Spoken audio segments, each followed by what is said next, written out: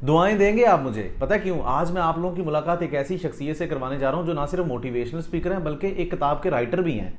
आने वाले कुछ दिनों के अंदर बहुत सारे बेरोजगार नौजवानों की जिंदगियां बदलने जा रही हैं क्योंकि इन्होंने किताब लिखी है हाउ टू अर्न मनी। आइए इनसे मिलते हैं। अस्सलाम वालेकुम।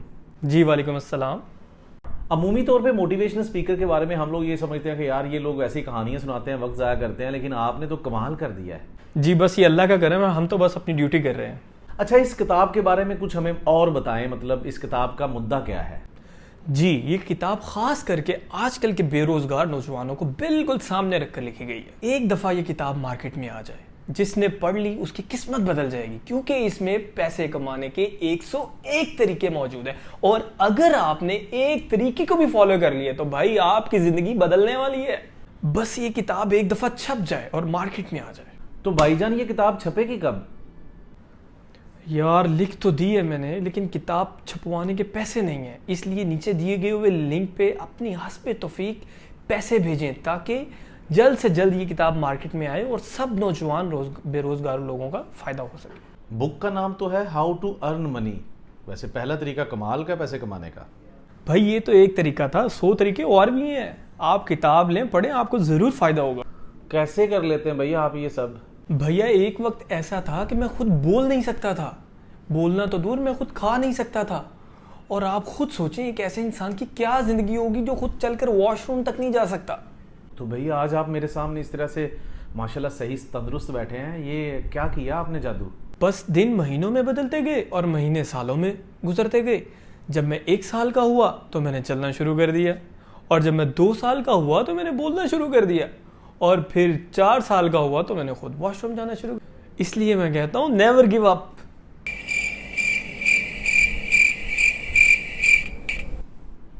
अच्छा, आपका मोटिवेशन का ये सफ़र कैसे शुरू हुआ, ये तो हमें बताएं ज़रा। 1947 में पार्टीशन के वक्त जब मेरे दादा जान हिजरत करके इंडिया से सॉरी अब तो नाम बदल गया ना, भारत से पाकिस्तान आए, तो वहाँ पे हमारे पास काफ़ी बहुत सारे मुरब्बे थे। कितने मुरब्बे थे आपके? यार बहुत सारे मुरब्बे थे, आप गिनना शुरू करें। गाजर का मुरब्बा था, सेब का मुरब्बा था, आम का मुरब्बा था। आपको पता है पुराने वक्तों में लोग अपनी सेहत का बहुत ख्याल रखते थे।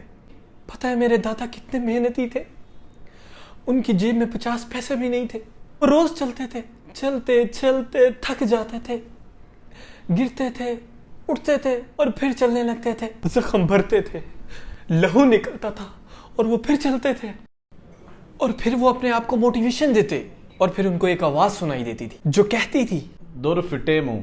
ये तो मुझे कोई इंडियन फिल्म है, कोई धड़कन फिल्म, उसमें सुनील शेट्टी का डायलॉग लगता है। वो फिल्म मेरे दादा पर ही तो बनी है यार। भाई मैं आपसे आपकी मोटिवेशन का पूछ रहा था कि आपकी मोटिवेशन का सफ़र कैसे शुरू हुआ, वो बता दें प्लीज़। इधर देखें, जहाँ तक मोटिवेशनल स्पीकर बनने की कहानी है, मेरे माँ बाप शुरू से ये चाहते थे मैं पढ़ लिख कर एक डॉक्टर या इंजीनियर बनूं, क्योंकि वो शुरू से यही समझते थे कि उन्होंने एक कमेटी डाली हुई है और एक ना एक दिन ये कमेटी ज़रूर निकलेगी। इंजीनियरिंग में एडमिशन तो हो गया, मगर मुझे अंदर से फील होता था यार किसी न किसी चीज़ की कमी है। इंजीनियरिंग भी कर ली, लेकिन वो कमी तब भी फील होती थी। इंजीनियरिंग के बाद नौकरी भी मिल गई, फिर भी अंदर से फील होता था किसी चीज़ की कमी है।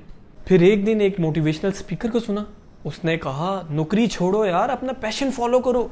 और फिर मैंने नौकरी छोड़ दी, मगर मसला ये था कि अपना पता ही नहीं था मेरा पैशन है क्या। 2 महीने घर में बेरोजगार पड़ा रहा, घर वाले भी बातें सुनाए, बाहर वाले भी बातें सुनाए और गालियां दे।